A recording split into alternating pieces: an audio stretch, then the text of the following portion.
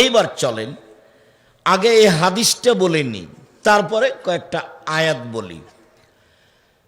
আবু দারদা রাদিয়াল্লাহু তাআলা আনহু বলেন, রাসূল সাল্লাল্লাহু আলাইহি ওয়াসাল্লাম বলেছেন, ইন্না আফকালা শাইইন ইদাউ ফি মিজানিল মুমিন ইয়াউমাল কিয়ামা খুলুকুন হাসান। বিচারের মাঠে মোমেন পুরুষ নারীর নেকির পাল্লায় সবচেয়ে যেটা ভারী নেকি রাখা হবে সেইটা হলো সদাচরণের নেকি, ভালো চালচলনের নেকি। এ কথা মুহাম্মদ সাল্লাল্লাহু আলাইহি সাল্লাম বলেন। আর আরবি যারা পড়াশোনা করে তারা জানে যে শব্দটা হলো ইসিম তাফজিল, ইন্না আফকালা শাইইন, সবচেয়ে ভারী। সেটা হজ হোক, সেটা সলাত হোক, সেটা কোরআন তেলাওয়াত হোক, সেটা তাসবিহ তাহলিল আকার সেটা হোক, সেটা দান খায়রাত হোক, এমন কোনো পৃথিবীতে ইবাদত নেই যার ওজন অত ভারী, চালচলনের নেকির ওজন যত ভারী। তবে ভারী শব্দ দিয়ে আল্লাহর নবী আর একটা কথা বলেছেন, তবে সবচেয়ে ভারী বলেননি। এক খেয়ালে চেয়ে থাকবেন, কথার 19-20 হয় না যেন। পাখি যেন মনে করে আপনি পাথর, যতই কষ্ট হোক, যেহেতু আমি নির্বাচনে আসিনি কাজে আমাকে সাড়া দিতে হবে না, এমনভাবে বসে থাকবেন পাখি যেন মনে করে আপনাকে পাথর। এবারে এক খেয়ালে চেয়ে বসে থাকবেন।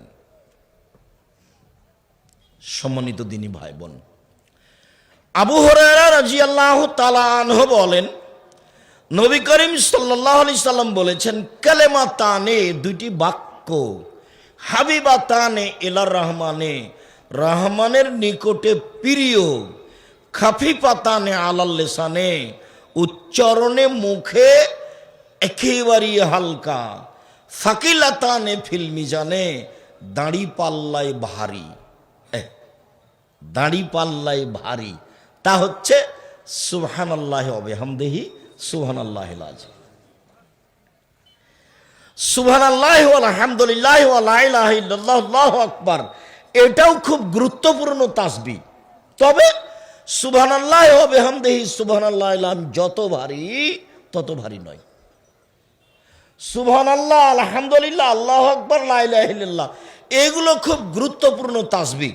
তবে এইগুলো তাসবির নেকি যত ভারী, সুবহানাল্লাহি ওয়া বিহামদিহি সুবহানাল্লাহিল আযীমের নেকি তার চেয়ে অনেক অনেক অনেক গুণ বেশি ভারী। তবে সবচেয়ে বেশি ভারী বলা হয়নি, সবচেয়ে বেশি ভারী হলো ভালো চাল চলনের নেকি। তার মানে আজকের এই বৈঠকের পরে জীবনে কোনোদিন কাউকে অপমান করে কথা বলবেন না, ইনশাআল্লাহ। আপনি নিজে বলে নিয়ে জয়ী হয়ে গেলেন, মনে করবেন আমি আমার আত্মার অনুসরণ করেছি, যেটা শয়তান আমাকে করিয়েছে। গন্ডগোল কিন্তু আপনার বড় ভাইয়ের কারণে হয়েছে, কথা বন্ধ আছে আপনাদের। আজকেই আপনার ভাইয়ের সাথে ক্ষমা নিতে হবে, আজকেই, সকাল হওয়ার মতো সুযোগ নাই। এ কথা মুহাম্মদ সাল্লাল্লাহু আলাইহি সাল্লাম বলেন, আল্লাহ রাসূল বলেন, এখনই এখনই বড় ভাইয়ের হাত ধরে ক্ষমা নিতে হবে। ঘটনা কিন্তু বড় ভাইয়ের কারণেই ঘটেছে, এরপরে নীতি হলো আপনাকে ক্ষমা নিতে হবে। ঝগড়া কিন্তু আপনার চাচির কারণে হয়েছে, আপনার মায়ের কারণে নয়। আপনার মা ছোট এই পরিবারে, যা বুঝেন আপনারা, যা যা তো বড় জায়ের কারণে ঝগড়া হয়েছে, কথা বন্ধ আছে। ছোট যাকেই ক্ষমা নিতে হবে হাত ধরে আজকেই। কাল পর্যন্ত সুযোগ আল্লাহর নবী দেননি, তার নাম সদাচরণ। একটা জিনিস বেঁচে থাকবেন, দল সংগঠন করে নিজের মস্তিষ্ককে একজনের উপরে ভালোবাসা রেখে আর একজনের উপরে ভালোবাসা কমিয়ে 1 ঘন্টা বেঁচে থাকার চেষ্টা করিয়েন না, ভুল হিসাব। একে খালি রাখেন, এটাকে মাথাটা খালি রাখেন। কারো প্রতি ভালোবাসা কমিয়ে কারো প্রতি ভালোবাসা বাড়িয়ে বেঁচে থাকার চেষ্টা করিয়েন না। আমি দেখেছি এক দল জয়ী হলে আর এক দলের অপমানের কারণে গরু জবাই করেছে। গরু জবাইটা আমার চোখের সামনে, গরু জবাই করাটা কি আমার চোখের সামনের ঘটনা বলছি। আর দুই ভাই গন্ডগোল করে বাপ মারা গেছে, তখন জমি ভাগ করছে, তা একটা ঢেঁকি ছিল বাড়িতে, ওটা কেটে ভাগ করে নিয়েছে। সদাচরণ কোনটা? চলেন, আল্লাহ তাআলা বলেন ইদফা বিল্লাতি হি আহসান ফাইদাল্লাযী বাইনাকা ওয়া বাইনাহু আদাওয়া কান্নাহু ওয়ালিয়ুন হামিম। মুহাম্মদ সাল্লাল্লাহু আলাইহি সাল্লাম, আপনি যখন মানুষের প্রতি উত্তর দিবেন তখন ওজা বলেছে আপনারটা তার চেয়ে সুন্দর হতে হবে। সুন্দর বলেন আদেশ, সুন্দর বলেন এটা আদেশ। আল্লাহ কাকে আদেশ করছেন? আমাদের নবী মুহাম্মদ সাল্লাল্লাহু আলাইহি সাল্লামকে। মানে সারা পৃথিবীর মানুষকে বললেন যে তুমি যখন মানুষের প্রতি উত্তর দিবা কথাবার্তায়, তখন তার চেয়ে তোমারটা কি হতে হবে? ভালো হতে হবে। যদি ভালো না হয় তাহলে আপনি মনে করবেন আমি ঠকে গেছি, আমার ঈমান দুর্বল। ঈমান যত বেশি হবে পাপ তত কম হবে, ঈমান যত কম হবে পাপ তত বেশি হবে। ঈমান দিয়ে পাপকে ঠেকানো যায়, আর সেটাই হলো লজ্জা। ঈমান দিয়ে পাপকে ঠেকানো যায়। মহিলাটা বোরখা পরে আছে, তাহাজ্জুদ পড়ে, এরপরেও মোবাইলে প্রেমের গল্প করে। কেন? তার ঈমান কাজ করে না।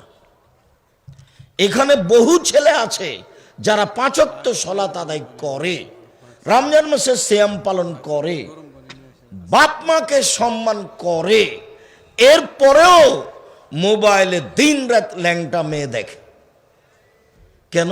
তার ঈমান কম। এইটা ঈমান দিয়ে ঠেকাতে হবে। ঈমানই এমন একটা জিনিস যা দিয়ে মানুষ পাপকে ঠেকাতে পারে। যখন মানুষ পাপও করে ইবাদতও করে, তখন বুঝতে হবে তার ঘাটতি কোথায় আছে? ঈমান। ঈমান তার ভালো কাজ করে না। মানুষকে যখন কিছু বলে নিতে চাচ্ছে, জোর করে ক্ষমতা দেখিয়ে, দাপট দেখিয়ে, দলীয় দাপট দেখিয়ে জমি দখল করে, মামলা করে, তাকে জেল হাজতে দেয়, তখন বুঝতে হবে যে এই শয়তান এগুলো করাচ্ছে, তার ভিতরে ঈমান কাজ করে না। আবার এটা কিয়ামতের লক্ষণ। মানুষের উপরে মানুষের ভালোবাসা উঠে যাবে, মানুষ সব আগাছা পশু প্রাণীর মতো হয়ে যাবে। কাইফা বিকুম সামানিন, আবু মুসা তোমাদের কি হবে? যুগের কি হবে? তোমাদের কি হবে? যুগের কি হবে? তোমাদের কি হবে? যুগের কি হবে? এই যে উবকিতুম ফি হুসালাত মিনান নাস, যখন তোমরা থাকবে আগাছার মাঝে, সমাজে কেউ ভালো মানুষ থাকবে না, খালি মারামারি, হইচই, গন্ডগোল, মসজিদে, মাদ্রাসাতে, রাস্তাঘাটে। মারে যাতিল আমানত আল ওহুদ, ওয়াদা অঙ্গীকার থাকবে না, আমানত থাকবে না। প্রায় সবাই হবে গদ্দার, প্রায় সবাই হবে আত্মসাৎকারী, প্রায় সবাই হবে খেয়ানতকারী, প্রায় সবাই হবে বিশ্বাসঘাতক। সেদিন তোমাদের কি হবে? যুগের কি হবে? সেদিন তোমাদের কি হবে? যুগের কি হবে? তাহলে পরিবেশ এরকম চলে আসবে, তো বলেন কি করতে হবে? তাহলে আপনি বলছেন, তা আপনি বলেন কি করব? তখন বললেন এক, আলজাম লেসানাক, মুখখান বন্ধ রেখো, মুখ ব্যবহার করিও না, ভালো কথা ছাড়া মুখই খুলবা না। 2, আলজাম লেসানাক, বাড়িতে থাকিও, জরুরি প্রয়োজন ছাড়া বাড়ির বাইরে যাবা না। 3, খুজমা তারেফ অদামা তনকেরো, ভালোটা গ্রহণ করিও, মন্দটা এড়িয়ে চলিও, ভালোটা গ্রহণ করিও, মন্দটা এড়িয়ে চলিও। তিনি এই সময়ে এই উত্তর দিলেন আল্লাহ নবী। আর একটা কথা এখানে বলি, যে সামনের দিকে যাই। উকবা ইবনে আমের রাদিয়াল্লাহু তাআলা আনহু বলেন, রাসূল সাল্লাল্লাহু আলাইহি সাল্লামকে জিজ্ঞাসা করা হলো মান নাজাত, জাহান্নাম থেকে বাঁচার পথ কি? পরিস্থিতি যে এত জটিল, তো জাহান্নাম থেকে যে বাঁচবো, তো কি করে বাঁচবো? তখন বললেন এক, আলজাম লেসানাক, মুখটা বন্ধ রেখো, ভালো কথা ছাড়া মুখ ব্যবহার করিও না। 2 ওয়ালিয়াসা বাইতক, বাড়িটা প্রশস্ত রেখো, জরুরি প্রয়োজন ছাড়া বাড়ির বাইরে যাবা না। আপনি তো তাহাজ্জুদ পড়েন, এশার সালাত আদায় করে বাড়ি যাওয়ার সময় দোকানে বসে মাথায় টুপি দিয়ে আড্ডা পিটেন, ওখানে ল্যাংটা মেয়ে নাচে, তা আপনি কিসের তাহাজ্জুদ পড়েন? কে বলেছে আপনার চাল চলন ভালো? না তো, আমি তো এরকম কথা কোনোদিন বলিনি। আমি তো বলেছি যে 4টে জিনিস জরুরি: 1 5 ওয়াক্ত সালাত, 2 হালাল রুজি, 3 কোরআন তেলাওয়াত, 4 দুইজন যেখানে বসে আছে সেখানে বসবেন না। আড্ডা পিটা চিরদিনের জন্য হারাম। আড্ডা পিটা চিরদিনের জন্য হারাম। দুইজন মিলে বসে একটা কথা বলেছেন, এমন কথা বলেছেন বাকি জীবনে ইবাদত করে এক পাল্লাতে দিলে ওই কথার পাল্লা ভারী হবে। তখন কি হবে? এই জন্য আল্লাহ রাসূল ইয়াকরাহুল কালামা বাদাল ইশায়ে ওয়া ইয়াকরাহুন নাওমা কাবালাল ইশায়ে, আল্লাহর নবী এশার সালাতের পরে কথা বলা ঘৃণা করতেন। আল্লাহর নবী এশার সালাতের পরে কথা বলা ঘৃণা করতেন। আল্লাহর নবী এশার সালাতের পরে কথা বলা ঘৃণা করতেন। আল্লাহর নবী এশার সালাতের পরে ঘুমিয়ে যাওয়া ঘৃণা করতেন। আল্লাহর নবী এশার সালাতের পূর্বে ঘুমিয়ে যাওয়া ঘৃণা করতেন। বাস এশার সালাত আদায় করে খাওয়ার প্রয়োজন থাকলে খেয়ে শুতে যাবেন 10টা, রাত 10টার মধ্যে ঘুমিয়ে যেতে হবে, 3টায় উঠে যাবেন, 5 ঘন্টা 3টায় উঠে যাবেন, আকাশের দিকে মুখ করে কিছু দোয়া পড়বেন, সূরা আল ইমরানের শেষ রুকুর প্রথম 5 আয়াত, তারপরে অন্তত 2 রাকাত সালাত আদায় করবেন। অন্তত যদি 2 রাকাত সালাত আদায় করেন আপনি আর আপনার স্ত্রী, তাহলে আল্লাহ নবী বলেছেন বড় বড় পরহেজগার মানুষের একটা তালিকা আছে আল্লাহর কাছে, আপনাদের স্বামী স্ত্রীর নামটা ওই তালিকায় দিয়ে দেওয়া হবে।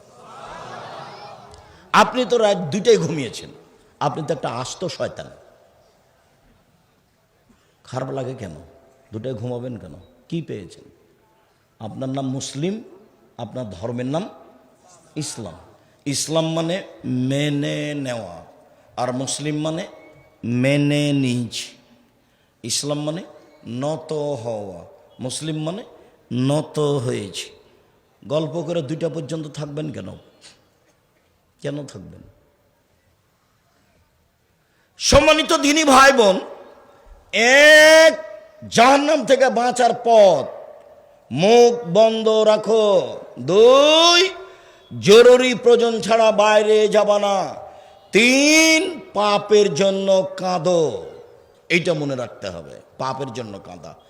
আল্লাহ নবী বলেছেন, আরেকটা বাক্য এখানে বলি, আল্লাহ নবী বলেছেন লাই ইয়ালিজার রাজুলুন নারা বাকা মিন খাসিয়াতিল্লাহ হাত্তা ইয়ালিদাল লাবানু ফি দারে, গাভীর বান ওলান থেকে চাপ দিয়ে দুধ বের করে ভিতরে ঢোকানো যায় না যেমন, আল্লাহর ভয়ে কাঁদে যে সে জাহান্নামে যাবে না তেমন।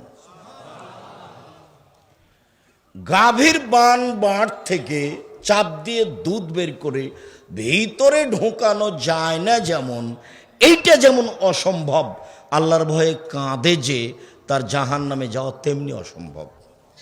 মহান আল্লাহ বলেন জাদেলহুম বিল্লাতি হে আহসান, মুহাম্মদ সাল্লাল্লাহু আলাইহি সাল্লাম যখন তর্কমূলক কথার পরিবেশ আসবে, প্রতিপক্ষ যা বলেছে আপনি তার চেয়ে সুন্দর বলবেন আদেশ। সদাচরণ কি জিনিস? মহান আল্লাহ বলেন ফাবিমা রাহমাতিম মিনাল্লাহ লিনতা লাহুম ওয়ালাউ কুনতা ফাদ্দান গালিদাল কালবান ফাদ্দু মিন হাওলিক। মুহাম্মদ সাল্লাল্লাহু আলাইহি সাল্লাম, আল্লাহর বড় দয়া যে আপনার চাল চলন স্বভাব ভালো। আপনার চাল চলন স্বভাব খারাপ হলে জনগণ আপনার পাশ থেকে সরে যেত। শোনেন, 1 ফাফু আনহুম, যত লোক আপনাকে গালি দিয়েছে, আপনার সাথে খারাপ আচরণ করেছে, সবকে মাফ করে দেন। মাপ, গড়ানে মাপ, কোনো প্রতিশোধ নেই, প্রতিশোধ নেই। প্রতিশোধ নিয়ে বেঁচে থাকার চেষ্টা করুন। সিলেট আপনার ওই ওসি আমাকে বলছে যে আব্দুর রাজ্জাক সাহেব, আপনি খালি সিগনেচার করেন, মামলা আমি চালাবো। তখন আমি বলছি, জনাব আমি তো মামলা চালাবো না, আমি মামলা করব না। আমি যদি মামলা করি তাহলে আমি ব্যক্তি তার সাথে লড়লাম, আমি তো অন্যায় করিনি, ওরাই অন্যায় করেছে। লড়তে ও পারে না, ওই তো পারে। ওরটা আমি নিয়ে ছোট হব কেন? তারটা আমি নিয়ে ছোট হব কেন? আমি তো মামলা যদি করি তাহলে আগে আগে দৌড়ালাম, ও আমার পিছে পিছে দৌড়াবে।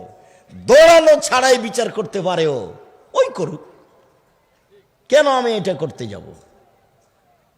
এটার আমার প্রয়োজন নাই। আমার জীবনে একটা দৃঢ়তা আছে, আমার জীবনে কোনোদিন আমি অপ্রয়োজনীয় বাক্য বলি ধর্মের নামে, এটা আমার দৃঢ়তা কাজ করে। আমি খুব আত্মবিশ্বাসী।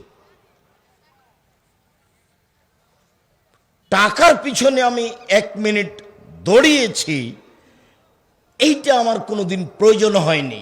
আমি আত্মবিশ্বাসী আমার কথার উপরে। মানুষকে হিসাব করে কথা বলতে হবে, এরকম পরিবেশ আল্লাহ আমাকে দেয়নি, আলহামদুলিল্লাহ। কাজে আমি ধর্ম প্রচার করি, এতে আমি আত্মবিশ্বাসী যে আমি চূড়ান্ত সঠিক পথে আছি। আমি বলেছি জন্মের 7ম দিনে আকিকা দিতে হবে, চাঁপাই নবগঞ্জের ভাষাতে আপনাকে তো দিতে হবে, আপনার বাপকে দিতে হবে। ছাগল কানা হোক, ল্যাংড়া হোক, খোড়া হোক, 6 মাসের হোক, 2 দিনের হোক, বাচ্চার 7ম দিনে আকিকা দিতে হবে। 14 দিনে চলে না, 21 দিনে চলে না, জীবনে একদিন চলে না। সারা দুনিয়ার মানুষ যদি বলে চলে, আমি আব্দুর রাজ্জাক বলবো চলে না। আমার একটা দৃঢ়তা আছে ধর্মের উপরে।